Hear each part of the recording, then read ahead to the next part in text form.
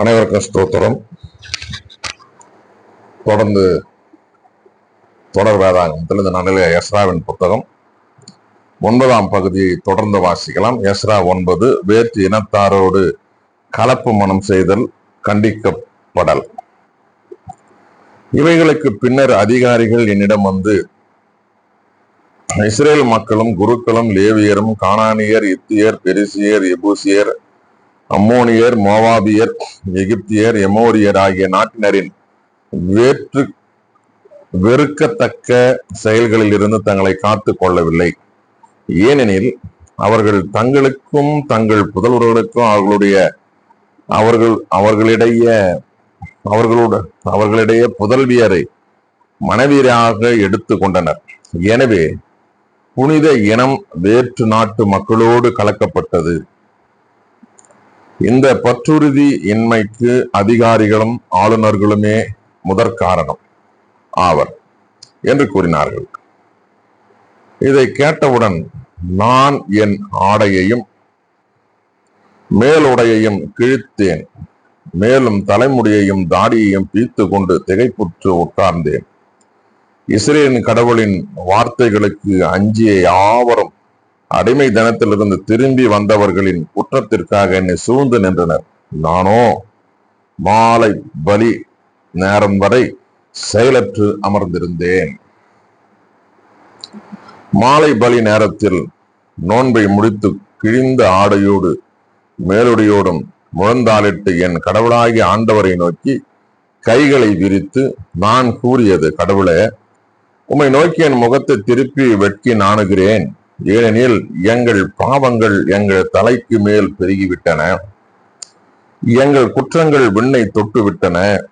என் முன்னோர் காலம் முதல் இதுவரை நாங்கள் பெரும் பாவம் செய்துள்ளோம். எங்கள் பாவங்களினால் நாங்களும் எங்கள் அரசர்களும் குருக்களும் வேற்று நாட்டு மன்னர்களின் கைக்கும் வாளுக்கும் அடிமைதனத்திற்கும் கொள்ளைக்கும் வெட்கக்கேட்டுக்கும் இதுவரை ஒப்புவிக்கப்பட்டோம். ஆனால் தற்போது சிறிது காலமாய் எம் கடவுளும் ஆண்டவருமாகிய உமது கருணை துலங்கி உள்ளது. எங்களுள் சிலரை எஞ்சியோராக விட்டு வைத்தீர். உமது புனித இடத்தில் எங்களுக்கு சிறிது இடம் தந்தீர். எம் கடவுளாகிய நீர் எம் கண்களுக்கு ஒளி தந்தீர். எமது அடிமைதனத்திலிருந்து சற்று விடுதலை அளித்தீர். நாங்கள் அடிமைகளாக இருந்தும் எங் கடவுளாகிய நீர் எங்களை அடிமைதனத்திற்கு கையளிக்கவில்லை. மாறாக நாங்கள் உயிர் பிழைக்கவும் எங்கள் கடவுளின் கோவிலை எழுப்பவும் பாழடைந்ததை பழுது பார்க்கவும் யூதேயாவிலும் எருசலேமிலும் பழுது அளிக்கவும் பாரசீக மன்னர்களின் முன் எமக்கு உமது தயை கிடைக்கவும் செய்தருளினீர். ஆயினும் எம் கடவுளே, இவையெல்லாம் நிகழ்ந்த பின்னும் நாங்கள் இப்பொழுது என்ன சொல்ல முடியும்? நாங்கள் உம் கட்டளைகளை புறக்கணித்து விட்டோம். நீர் உம் அடியார்களாகிய இறைவாக்கினர் மூலம் நீங்கள் குடியேறவிருக்கிற நாடு வேற்றினத்தாரின் தீட்டினாலும் பிற நாடுகளின் தீட்டினாலும் அந்நாட்டை ஒருமுனை தொடங்கி மறுமுனை வரை மாசுபடுத்தியுள்ள மக்களின் அருவறுப்புகளாலும் தூய்மை இழந்திருக்கின்றது. எனவே நீங்கள் வலிமை பெறவும் நாட்டின் நலன்களை அனுபவிக்கவும் அந்நாட்டை என்றென்றும் உங்கள் மக்களுக்கு உரிமையாக்கி கொள்ளவும் வேண்டுமாயின் வேற்றினத்தாருடன் பெண் கொள்வதும் கொடுப்பதும் இருத்தலாகாது. மேலும் அவர்களின் நல்லுறவையும் நலத்தையும் என்றுமே நாடலாகாது என்று நீர் கட்டளையிட்டு இருந்ததை புறக்கணித்தோம். எம் தீ செயல்களினாலும் எமது பெரும் பாவத்தினாலுமே இவையெல்லாம் எங்கள் மீது வந்தன. ஆனால் எங்கள் கடவுளாகிய நீர் எங்கள் குற்றத்திற்கு ஈடாக தண்டியாமல் எங்களை எஞ்சியிருக்க செய்தீர். நாங்கள் மீண்டும் உமது கட்டளைகளை மீறுவோமா? இவ்வாறு வெறுப்பானவைகளை செய்கின்ற மக்களோடு இனி கலப்பு மனம் செய்து கொள்வோமா?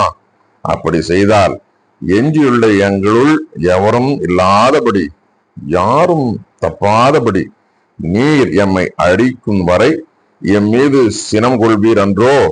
இஸ்ரவேலின் கடவுளான ஆண்டவரே, நீர் நீதியுள்ளவர். ஏனெனில் இன்று நாங்களே எஞ்சியுள்ளோராய் விடப்பட்டிருக்கிறோம். இதோ நாங்கள் முன் குற்றவாளிகளாய் இருக்கிறோம். இதனால் எங்களில் யாரும் நிற்க இயலாது. கலப்பு திருமணத்தை நிறுத்த திட்டம் பகுதி 10 தொடர்ந்து வாசிக்கலாம். இவ்வாறு எஸ்ரா கடவுளின் இல்லத்தின் முன் விழுந்து மன்றாடி விண்ணப்பித்துக் கொண்டிருந்தார். அப்பொழுது ஆண் பெண் குழந்தைகள் உள்பட இஸ்ரேல் மக்களின் பெருங்கூட்டம் அவரை சூழ்ந்து கொண்டு கூக்குரட்டு அழுதினர். அப்பொழுது ஏலாமியருள் ஒருவரான எகியேல் மகன் செக்கனியா எஸ்ராவை நோக்கி, நாங்கள் கடவுளுக்கு எதிராக நேர்மையற்றவர்களாய் நடந்து கொண்டோம். ஏனெனில் இந்நாட்டின் மக்களான வேற்றின பெண்களை மணந்தோம். ஆயினும் இஸ்ரேலுக்கு இன்னும் நம்பிக்கை உண்டு. ஆகவே என் தலைவரின் அறிவுரைக்கும் கடவுளின் கட்டளைக்கு அஞ்சி நடப்போரின் விருப்பத்திற்கும் ஏற்ப அப்பெண்கள் அனைவரையும் அவர்களின் பிள்ளைகளையும் அகற்றி விடுவோம் என்று நம் கடவுளோடு உடன்படிக்கை செய்வோம். திருச்சட்டத்திற்கு ஏற்ப இது செய்யப்படட்டும். எழுந்திரும், இதுவும் கடமை. நாங்கள் உம்மோடு இருக்கின்றோம். இதை மன உறுதியுடன் செய்யும் என்றார். எஸ்ரா எழுந்து குருக்களின் தலைவர்களையும் லேவியர்களையும் எல்லா இஸ்ரேல் மக்களையும் இவ்வாறு வாக்குறுதி அளிக்க செய்தார். அவர்களும் அவ்வாறே செய்தனர். பின்பு எஸ்ரா கடவுளுடைய இல்லத்தின் முகப்பில் நின்று எழுந்தார்.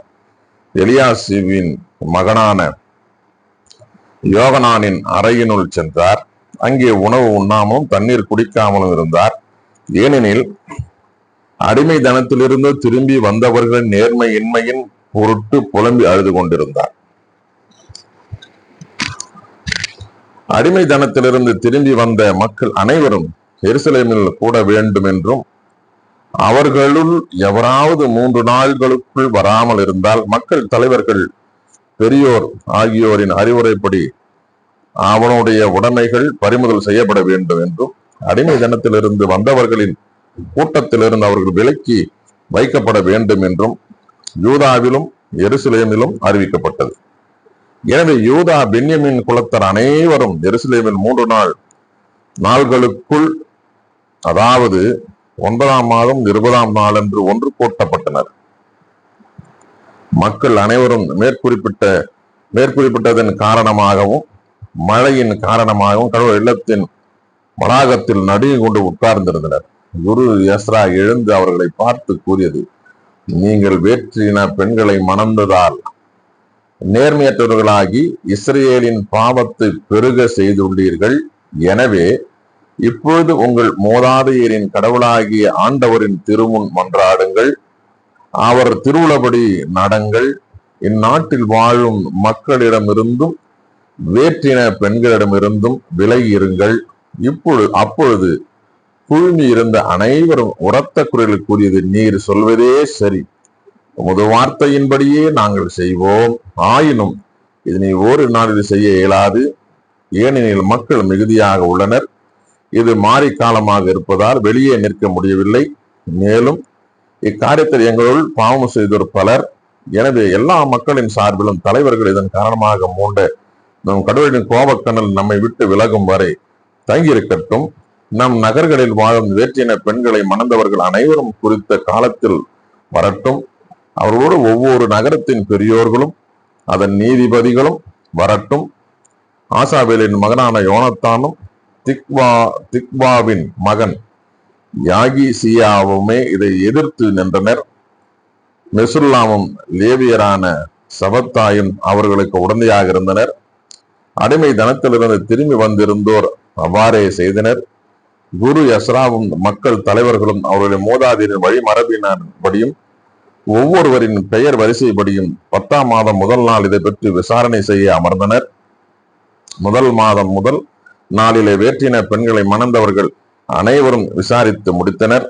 வேற்றின பெண்களை மணந்தோர் குருக்களின் மரபில் வேற்றின பெண்களை மணந்தவர்களால் கண்டுபிடிக்கப்பட்டவர்கள் இயேசுவா வழிமரபில் யோசத்தாக்கின் மகனான இயேசுவா, அவர் சகோதரில் வழிமரபில் மாசேயா, எலியேசர், யாரிபு, கெதலியா ஆகியோர். அவர்கள் தம் மனைவியரை அனுப்பிவிட வாக்களித்தனர். தங்கள் குற்ற நீக்க பலியாக ஒரு கிடாயை செலுத்தினர். இம்மேயின் வழிமரபில் அனானி, செபதியா ஆகியோர். ஆரின் வழிமரபில் மாசேயா, எலியா, செமாயா, எகியேல், உசியா ஆகியோர். பஸ்கூர் வழிமரபில் எலியேனாய், மாசேயா, இஸ்மயேல், நத்தனியேல், யோசபாது, எலாசா ஆகியோர். லேவியரில் யோசபாத்து, சிமயி, கெலித்தா என்ற கேலாயா, பெத்தகியா, யூதா, எலியேசர் ஆகியோர். பாடகரில் எலியாகிபு, வாயிற் காவலரில் சல்லூம், தேலம், ஊரி ஆகியோர். மற்ற இஸ்ரேலருள் பாரோகின் வழிமரபில் இரமியா, இசியா, மல்கியா, மீயாமின், எலியாசர், மல்கியா, பெனாயா ஆகியோர். ஏலாம் வழிமரபில் மத்தானியா, சக்கரியா, எகியேல், அப்தி, எரேமாமோத்து, எலாயா ஆகியோர். சத்து வழிமரபில் எலியேனாய், எலியாகிபு, மத்தானியா, எரேபோது, சாபாது, அசியா ஆகியோர். பேபாய் வழிமறையில் யோகனான், அனனியா, சாபாய், அத்தலாய் ஆகியோர். பானி வழிமரபில் மிசுல்லாம், மல்லூக்கு, அதாயா, யாசூபு, செயால், எரேமோத்து ஆகியோர். பாகாத் மோவாபு வழிமறில் அத்னா, கெலால், பெனாயா, மாசேயா, மத்தனியா, பெசலில். பின்னோய், மனாசே ஆகியோர். ஆரின் வழிமரபில் எலியேசர், இசியா, மல்கியா, செமாயா, சிமியோன், பென்யமின், மல்லூக்கு, செமரியா ஆகியோர். ஆகும் வழிமரபில் மத்தனாய், மத்தாத்தா, சாபது. எலிப்பலேற்று, இரமாய், மனாசே, சிமயி ஆகியோர். பானி வழிமரபில் மகதாய், அம்ராம், ஊவேல், பெனாயா, பேதையா, கெலூகி, வானியா, மெரேமோத்து, எலியாசிபு, மத்தனியா, மத்தனாய், யாகசு ஆகியோர். பின்னோய் வழிமரபில் சிமயி, சிலேமியா, நாத்தான், அதாயா, மக்னதபாய், சாசாய், சாராய், அசரியேல், செலேமியா, செமரியா, சல்லூம், அமரியா, யோசேப்பு ஆகியோர். நேபோ வழிமரபில் எயேல், மத்தித்யா, சாபது, செபினா, யாதாய், யோவேல், பெனாயா ஆகியோர். வேற்றின பெண்களை மணந்திருந்த இவர்கள் அனைவரும் இப்பெண்களையும் அவரிடம் இருந்த பிறந்த பிள்ளைகளையும் விலக்கிவிட்டனர்.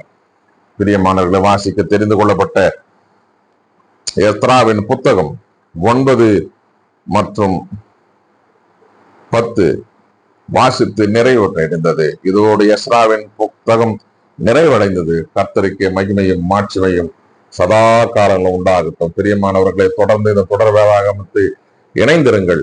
உங்களுடைய ஆதரவை இதற்கு தாருங்கள். கர்த்தர் நம்மை என்னும் பிள்ளைகளையும் குடும்பங்களையும் ஆசீர்வதித்து வழிநடத்தி காப்பாராக. ஆமென்.